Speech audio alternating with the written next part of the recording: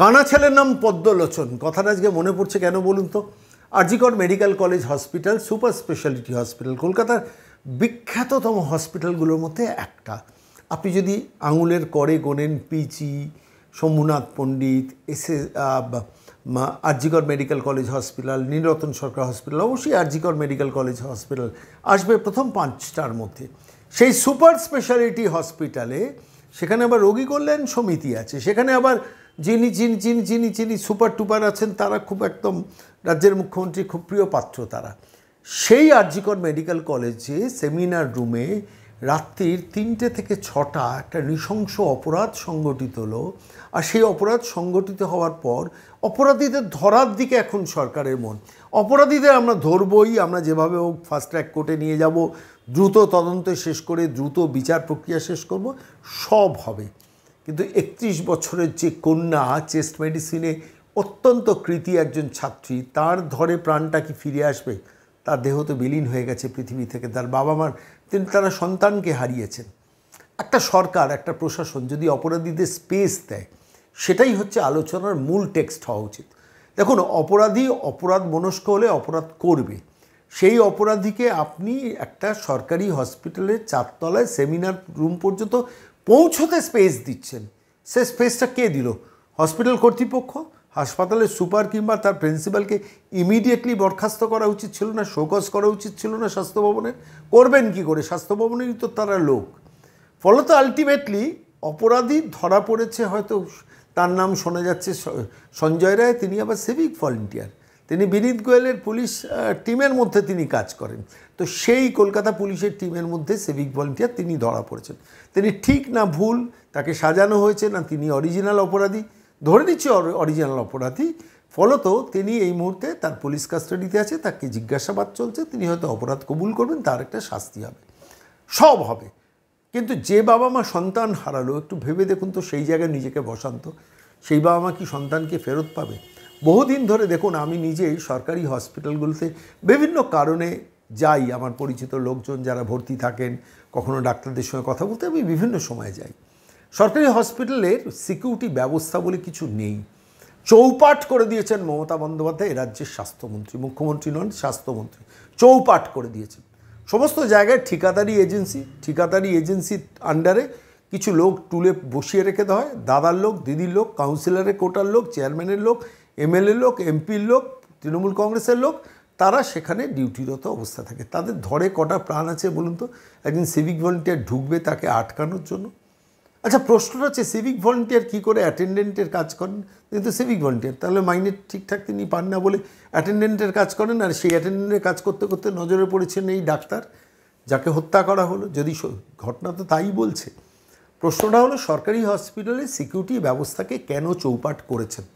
যারা চৌপাট করেছেন তাদের কেন শাস্তি হবে না? কেন শাস্তি হবে না শিক্ষা স্বাস্থ্য অধিকর্তার? কেন শাস্তি হবে না নারায়ণ স্বরূপ নিগম, যিনি এখন স্বাস্থ্য সচিব আছেন? কেন শাস্তি হবে না এ রাজ্যের স্বাস্থ্যমন্ত্রী হিসেবে গত 13 বছর, যিনি কাউকে বিশ্বাস করেননি নিজের হাতে স্বাস্থ্য ব্যবস্থাটা রেখে, আজকে প্রত্যেকটা হসপিটালের সিকিউরিটি ব্যবস্থাকে চৌপাট করে দিয়েছে? আর.জি. কর মেডিকেল কলেজ তো কলকাতার 5-6টা সুপার স্পেশালিটি হসপিটালের একটা। কিন্তু একটু ভেবে দেখুন তো, গ্রামাঞ্চল, একটু ভেবে দেখুন তো মফস্বল, কত মহিলারা রুগী হিসেবে ভর্তি আছে, তাদের জীবনের অবস্থাটা ভাবুন তো। বা যারা নার্সিং স্টাফ হিসেবে মহিলারা নাইট ডিউটি করেন, তাদের অবস্থা ভাবুন তো। আপনার পরিবারের কোনো মহিলা যদি হসপিটালে ভর্তি থাকেন, তাহলে তার জীবনটা কতটা বিপন্ন থাকতে পারে, আপনি রাতে ঘুমোতে পারবেন? আপনার সন্তান যদি মহিলা ডাক্তার হয়, নাইটে যদি ডিউটি করেন, আজকে যে 31 বছরের কন্যা চলে গেল, তার কাহিনীটা মনে রেখে আপনি রাতে ঘুমোতে পারবেন? আলটিমেটলি যেটা হচ্ছে সেটা হচ্ছে, সরকারি হসপিটালে সিকিউরিটি ব্যবস্থা বলে কিছু আলটিমেটলি নেই। যেটা আছে লোক দেখানো একটা ভণ্ডামি, একটা ওই টুল পেতে বসিয়ে রেখে ইউনিফর্ম দিয়ে কিছু লোককে বসিয়ে রাখা হয়। এখন এই ঘটনা ঘটার পরে এবার ওসিরা যাবেন, ঢুকবেন, করবেন। কেন পার্মানেন্টলি সিকিউরিটির ব্যবস্থা থাকবে না? কেন পার্মানেন্টলি মিলিটারি, এক্স মিলিটারিদের হাতে পুরো নিয়ন্ত্রণ ব্যবস্থাটাকে দেওয়া হবে না? কেন একটা কঠোর অ্যাডমিনিস্ট্রেশন যে চোখে চোখ রেখে কথা বলবে, কোনো রকম মাছিও গলতে দেবেন একটা হসপিটালে? কেন সেই পরিস্থিতি বাংলা পাবে না? বাংলা তো তার মেয়েকে নির্বাচিত করেছে। তাহলে বাংলার মানুষের এই মৌলিক দাবিটা যে হসপিটালগুলোর এন্টায়ার সিকিউরিটি ব্যবস্থা সমস্ত ঠিকাদার সরিয়ে দিয়ে এক্স মিলিটারি পার্সোনালদের হাতে দিয়ে দেওয়া, এবং তারা দরকার হলে রিক্রুট করবেন, তারা দরকার হলে এই ঠিকাদার এজেন্সির কাছ থেকে রিক্রুট করবেন। নিয়ন্ত্রণ অ্যাডমিনিস্ট্রেশন থাকবে এক্স মিলিটারি পার্সোনালদের হাতে। করা যায় না সে ব্যবস্থা? করবেন না, কারণ সেখানে ভোট ব্যাংকের অঙ্ক আছে, যে ওই কোটায় এই লোকগুলোকে ঢোকালে এরা নির্বাচনের দিন ভোট লুটে সাহায্য করবে। ঠিক এই পরিস্থিতিতে দাঁড়িয়ে আমি একজন সরকারি হসপিটালের প্রখ্যাত ডাক্তারবাবু, দীর্ঘদিন তিনি পিজির মতো হসপিটালে ডাক্তারি করেছেন, এখন ভলান্টিয়ার রিটায়ারমেন্ট নিয়ে নিয়েছেন, সেই ডাক্তার অনিন্দ চক্রবর্তীর কাছে সরাসরি গিয়েছিলাম এই প্রশ্নটা নিয়ে। দীর্ঘদিন তো ডাক্তারবাবু আপনি কাজ করেছেন সরকারি হসপিটালে, সেখানকার ইন্টারনাল সিকিউরিটি ব্যবস্থাটা কীরকম একটু বলবেন ডাক্তারবাবু? কি বলেছেন শুনুন। নমস্কার ডাক্তার চক্রবর্তী, সন্ময় বলছি। হ্যাঁ সন্ময় দা, নমস্কার। ভালো আছেন তো? আছি। খুব মর্মান্তিক আরজিকরের ঘটনা ক্রমশ জটিলতার দিকে যাচ্ছে। একজন সিভিক ভলেন্টিয়ারকে আইডেন্টিফাই করা গেছে, যে সিভিক ভলেন্টিয়ার নাকি অ্যাটেন্ডেন্টের ডিউটি করতো, সেই কীর্তি করেছে। ঠিক কি ভুল সেটা তো ভবিষ্যৎ প্রমাণ বলবে, বিচার বলবে। আমার প্রশ্ন আপনার কাছে, আমি যে জায়গাটাতে আসার চেষ্টা করছি বারবার, সেটা হচ্ছে যে এন্টায়ার সরকারি হসপিটালের মধ্যে কোনো সিকিউরিটি ব্যবস্থা যেভাবে থাকা উচিত নেই। একটা মিলিটারি সিস্টেম থাকা উচিত, এক্স মিলিটারিদের দিয়ে দেওয়া যেতে পারে। তা না করে সমস্ত রোগী কল্যাণ সমিতির নাম করে ঠিকাদার এজেন্সিগুলোকে ঢুকিয়ে দেওয়া হয়, আর তারা কাউন্সিলর, চেয়ারম্যান, এমএলএ, দাদা দিদির নেতাদের লোকজনকে ঢুকিয়ে দেয়, একটা ইউনিফর্ম দিয়ে বসিয়ে দেয় টুল পেতে। আলটিমেটলি এন্টায়ার সরকারি হসপিটালগুলোতে আমি বারবার বহু জায়গায় শুনেছি, যা সিসিটিভি ফুটেজ দরকার, সিসিটিভি দরকার, তার 10% নেই। ওই যে 10% আছে তার মধ্যেও 50% খারাপ থাকে বেশিরভাগ সময়। আপনার অভিজ্ঞতা কি? আপনি দীর্ঘদিন সরকারি হসপিটালে, খুব নামজাদা হসপিটালে সিনিয়র ডাক্তার হিসেবে প্র্যাকটিস করেছেন, আপনার চোখের অভিজ্ঞতা যদি একটু বলেন। এটা মর্মান্তিক কথাটা বোধহয় বহু প্রচলিত হয়ে গেছে, আমি আর মর্মান্তিকও বলতে চাই না। আমি আজকে আরজিকর থেকে ঘুরে এসেছি, আমার জুনিয়র ছোট ছোট ভাই বোনদের সঙ্গে দেখাও করে এসেছি। কি বলবো, কোনো ভাষা খুঁজে পাচ্ছিলাম না। কিন্তু এরকম ঘটনা ঘটতে পারে জানেন তো, প্রতিবারই এই ধরনের নানান রকম ঘটনা ঘটে, তারপরে এটাকে ধামাচাপা দিয়ে দেয়। সিকিউরিটি বলতে সরকারি হাসপাতালে কিচ্ছু নেই, আমি 10%ও জানি না, কোনো সিকিউরিটি নেই। আপনি সন্ধ্যের পরে দেখবেন বহু জায়গা আছে, আপনারই নিজের চোখটা কিরকম কপালে উঠে যাবে। সেসব জায়গায় কোনো রক্ষণাবেক্ষণের ব্যবস্থা নেই, ওগুলো পুরো মুক্তাঞ্চল। সেখান দিয়ে ডাক্তারদের হাঁটতে হয়, নার্সদের হাঁটতে হয়, মহিলা কর্মচারীদের হাঁটতে হয়, মানে রুগীর বাড়ির লোকেদের হাঁটতে হয়। আর যে রুগী কল্যাণ সমিতির কথা আপনি বলছেন, ওটা তো একটা মানে রাজনৈতিক দালালির জায়গা হয়ে গেছে। যারা যারা রুগী কল্যাণ সমিতিতে থাকে, আমি কোনো রাজনৈতিক দলকে টেনে আনছি না, কিন্তু যারা যারা রুগী কল্যাণ সমিতিতে থাকে তারা খবরদারি করেন, তারা চিকিৎসকদের উপরে, প্রিন্সিপালের উপরে, যারা অ্যাডমিনিস্ট্রেশনে আছেন তারা খবরদারি করেন। তারা কিন্তু কোনো দায় নিতে যান না। তারা হাসপাতালটাকে আজকে এই অবস্থায় নিয়ে গেছেন, অথচ এর কোনো রেমেডি নেই, রেমেডির কোনো চেষ্টাও হয় না।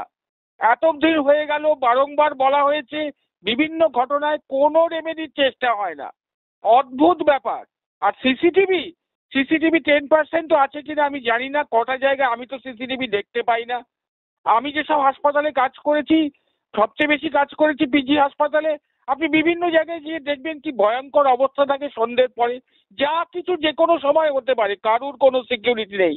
কি অবস্থায় মানে নিজেদের প্রাণ সম্ভ্রম হাতে নিয়ে কাজ করতে হয় সবাইকে, মানে সেটা মানে বলার ভাষা আমার নেই। আমার আপনার সঙ্গে কথা বলতে গিয়েও মনে হচ্ছে যে আমার যে অভিজ্ঞতাটা, বা আমি যে সরকারি হসপিটালগুলোতে যতবার গেছি, আমার অভিজ্ঞতার সঙ্গে আপনি দীর্ঘদিন প্র্যাকটিস করা একজন সিনিয়র ডাক্তার হিসেবে আপনার অভিজ্ঞতার মিল রয়েছে। মূল কথা হচ্ছে এন্টায়ার সিকিউরিটি সিস্টেমটাকে শুধু পলিটিক্যাল কারণে চৌপাট করে দিয়েছে এ রাজ্যের সরকার। আলটিমেটলি তার রেজাল্ট হলো একজন 31 বছরের উজ্জ্বলার মর্মান্তিক মৃত্যু।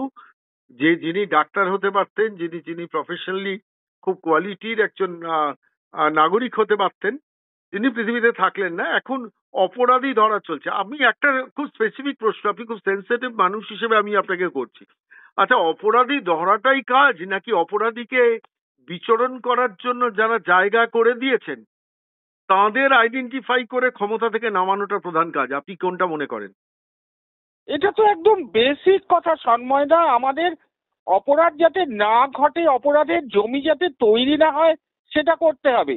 একটা কথা যেমন আছে, আমরা সবাই জানি, prevention is better then cure. অসুখ তৈরি করে কিওর করার থেকে অসুখটা যাতে না হয় সেটাই আমাদের লক্ষ্য থাকে। তেমনি অসামাজিক কাজকর্ম যাতে না হয়, অপরাধ যাতে না ঘটে, সেই ব্যবস্থাটা করাই তো উচিত। অপরাধী একজনকে ধরা হবে তার মানে কি আপনি ভাবছেন অপরাধ সব শেষ হয়ে যাবে? এটা তো নয়। এবং এই অপরাধের পেছনে যাদের মস্তিষ্ক থাকে, যাদের অবহেলার জন্য এই অপরাধগুলো হয়, তারাই তো আসল অপরাধী। তাদেরকে ধরবে। তাদেরকে না ধরে এই সিস্টেমকে ঠিক না করতে পারলে কিচ্ছু হবে না সন্ময়দা।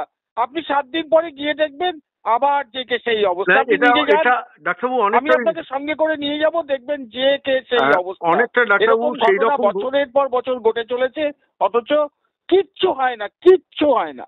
ডাক্তারবাবু এটা অনেকটা সেই রকম যে জিনিসপত্রের দাম বাড়লেই এবার টাস্ক ফোর্স, ততদিনে 2 মাসে লোকে অতিরিক্ত দাম দিয়ে জিনিসপত্র কেনে, তারপর যখন জিনিসপত্রের দাম কমার সময় হয় তখন টাস্ক ফোর্স বাজারে আসে, এবং সেটাও লোক দেখানো মিডিয়ার সঙ্গে নিয়ে মানিকতলা বাজার, কয়েকটা নির্দিষ্ট বাজার, যোগুবাবু কয়েকটা বাজার, বাজার। হ্যাঁ কয়েকটা বাজারে সেখানে যাওয়া হয় এবং সেখানে গিয়ে লোক দেখানো, দেখো আমরা জিনিসপত্রের দাম কমাচ্ছি, সুফল বাংলায় জিনিস পাবে।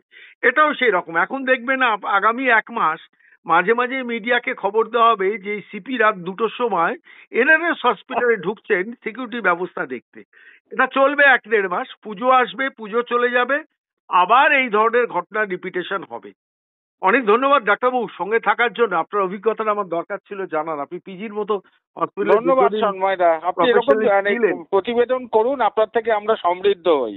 অনেক ধন্যবাদ ডাক্তারবাবু, অনেক ধন্যবাদ।